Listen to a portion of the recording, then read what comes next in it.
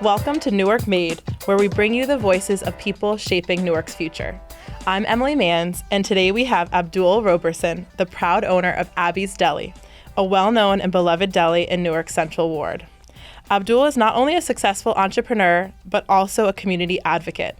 He moved his business to Newark, his hometown, after operating in Irvington for years, and he's transformed a vacant building into a thriving fast casual restaurant and apartments.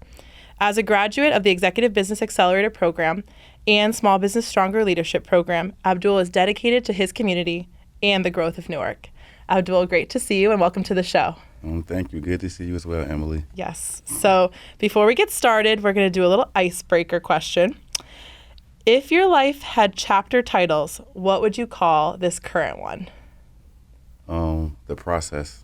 Ooh, I like that. Expand. Yeah. Well, after being in business, the restaurant business for 12 years, we finally have a sustainable business, but we don't have a profitable one. Okay. And recently, I just became a real estate developer, and I acquired my first property in 2022. And it's 2025, and I've acquired multiple different properties, and I'm moving forward in real estate. So it's just the process to getting where I'm going. I like that. But it's helpful for people to know that there is a process, right? Things don't just happen. Oh, no. Yeah. We've been in the business for 12 years, the restaurant business, and I said we had the process. It's sustainable, but not profitable. Okay. And the real estate game is the same thing. You know, it's sustainable, but it has not made me a lot of money yet. Mm-hmm. Okay. Not yet. Not yet. Not yet. You heard I like the key word, yet. Yet. Mm-hmm. So, first off, you're a proud, Newark resident from Newark. I feel like that's a big part of your identity. Mm-hmm. Why did you want to move your business back to Newark after nearly 12 successful years of Abby's Deli in neighboring Irvington? Well, first of all, Newark is the biggest city in the state of New Jersey. Yes, we are. Mm-hmm. It's the most profitable, and it's no place like home. Yep. So I got some support in Irvington, and people recognize me, but bringing it back home, I could get all the love. Mm-hmm. You know, everything that I'm supposed to Yes. Get. And you did have a wonderful grand opening and ribbon cutting, and I think you saw the energy and love in that moment. Oh, yes, definitely. Yeah. I have people asking me all the time, how did you get so many powerful constituents in one place on a Saturday afternoon? Yeah. We had, councilmen at large, the mayor, the congresswoman, a couple of deputy mayors, a substantial amount of very important people in the city of Newark. Yeah, that's amazing. We've referenced it, but you're in real estate as well. So you bought a building on the corner of Littleton Avenue and 14th Ave. Yes. And I have to say, I've driven Littleton. I've seen that building before you bought it. It was not a pretty picture, and it was really hurting the community around it. And now it's you got a big fluorescent sign, Abby's Deli on the ground floor. All the windows are beautiful. The color of the building is beautiful. What kind of response have you received from the neighbors and the other folks and property owners on Littleton since you've opened the business? It's kind of unexplainable. The love is overwhelming. Okay. I have keys to both of my neighbors' backyards. Wow. I've been housing, some of my project materials in their garages in their backyard since I've been there. The place was an eyesore. It was abandoned for over 20 years. So just, coming there and bringing something there, bringing a business there, bringing jobs there. Yep. And just it's on the corner. So that's the first thing you see when you go to see somebody on Littleton. So it just brightens up the place and just make everything looks new. Yeah. Yes. And I remember we visited for lunch, some of the team, and you showed me a kind of empty lot across the street that now has a development sign on it, and you were like, that wasn't there before we opened. Yeah. Immediately. So when you bring something new and beautiful to a place, it kind of make everybody around you want to shape up and get their stuff together. Yeah. So immediately people start fixing their backyards. And as you see across the street, they're doing a 12-unit building with 7 parking spots downstairs. So it's just building the community up immediately, new is always good. Well, it's such a ripple effect. You invested, and now other people want to invest and improve as well. And just the food is also very good. So we had a great lunch. We had, I think I had a burger with pastrami on top of it, which is excessive and amazing. how have the customers been receiving the food? Like, how are the people from the neighborhood? Are people driving far distances? How are your customers finding the food? Well, the benefit for us is that we was in business for 10 years prior to moving in. So we already had clientele, but people come from neighboring cities and counties all the time. Jersey City. We just had somebody that drove up from Lakewood, New Jersey. Wow, okay. Every time people that used to live in Newark come from Pennsylvania, they come there. So we got people traveling in the community, they support it. That's awesome. On a major level. That's fantastic. I love that. All right. So something that I learned recently while we were talking was that you dedicate one whole day a week to marketing and networking. I thought that was really brilliant. You're also always wearing your Abby's sweatshirt. Today you have an Abby's necklace. Like literally I've never seen you not wearing Abby's, Abby's merchandise or gear. Can you talk about how you like prepare for this day of marketing and networking? What do you do on that day? I think it's something a lot of business owners would find interesting. Well, no, it's a typical regular day for me. It's just a day that I don't cook at the restaurant. So I normally start my day off with a cup of coffee, you know. First of all, I start my day off with prayer first, and then a cup of coffee. And I just get to the restaurant, make sure everything's set up like as normal. So when the staff do come in, everything's ready to go. And I normally take out a list of places that I haven't normally hit, like local businesses and schools and corporations. And I kind of draw a map, and I just, I go to every place and introduce myself, give them menus and tell them about the products or the services that we offer. Yeah, I love that.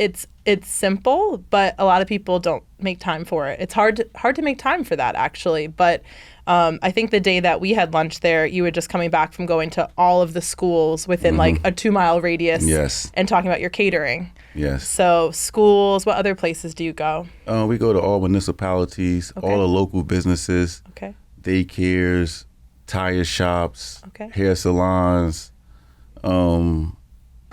the bodegas, anywhere where there's a business at, we let them know that we have business and what we offer at our business. I love that. And you always have flyers with you. Anywhere I go. You had flyers today. I have a pocket full right now. Yes. I mean, they're easy to conceal. And one thing I learned, from the mayor, you got to have something that actually shows what you do. So these menus are visual. So they just don't, describe what we serve. There are pictures in here of actual sandwiches that we make. I love that. And, it don't require no bag or nothing. You just stick them in your back pocket. Yeah. And as you talk to somebody, you pull one out. Yeah. No, you're good at that. But I just think that most business owners sometimes were hesitant to do that or, just not thinking ahead enough, I guess, to come prepared like that. But that's something that you're always doing. I remember at, an event at NJ Pack that we were at a couple years ago, you had the flyers because, all these people are potential clients and it's just a small flyer. It's not like it's hard to carry. I think that's really smart. What, one thing that you're also very, involved in is your social media. I love your social media. I always say that, like, you have great, documenting the process. Every, when you were doing the real estate development, you had I think one of the condensers or something being lifted to the roof and you were recording it and talking to the talk about your social media presence and how that affects the business. I mean, social media is just free marketing. So it gives people that don't know your opportunity to kind of get a close up and just some insight on, how you live your day-to-day and what you're doing. A lot of people say social media is fake, but it's actually real for me because I only show what's actually going on, which draws people to you. People love to know other people's business. That's for sure. That's true. That's for sure. So, Invest Newark, we have a lot of different programs. We have Language of Capital program. We have Executive Business Accelerator, which is a longer program for people that have, over 100,000 in revenues and have employees. We had 2 programs last year, a leadership program specifically and an HR program. And you're an Invest Newark like super user, right? Yes. You work with us. You received a loan for your restaurant and your apartment building. Yes. Talk about networking with Invest Newark and why do you keep coming back for the programs? Well, I'm a literal person, so the name of the company is Invest Newark. So I just want to hold them to what their name is, investing in Newark. I'm a Newark native. I'm a Newark resident. I was born and raised here. And they're here to help Newarkers and make Newark a better place. And I'm participating in that by being from here and using the programs like Invest Newark to show and, to build myself up and just to build the city up. I keep going back to Invest Newark because it's just so beneficial. When I first started the MBA program back in 2020, I had my business for 7 years. And not unfortunately, but I had hired an accountant. I had never had an accountant. Okay. So my classmate in Invest Newark became my accountant. Okay. And as soon as they became my accountant, my business was not registered to collect sales tax. And so they found some things. Yeah. They found something immediately. Yeah. So Invest Newark is honestly just a great resource. Yeah. They constantly teach and I'm constantly learning, and it's always something new with Invest Newark. Yeah, I love that. Well, thank you for saying that about us. And I think that what you brought up too, though, is like the network. It's like you come to the programs for the content, right? You can come and talk to our loan officer for the loans, but then the people that you meet, the other business owners in Newark that you might not have had exposure to, and now you can do business together and learn from each other. That's huge. Yeah. So again, like my accountant is from Invest Newark. For my first property I bought, which was 513 South 16th Street, my general contractor was from Invest Newark. Wow. Again, my loan officer is from Invest Newark. Yeah. Invest Newark just a resourceful place, man.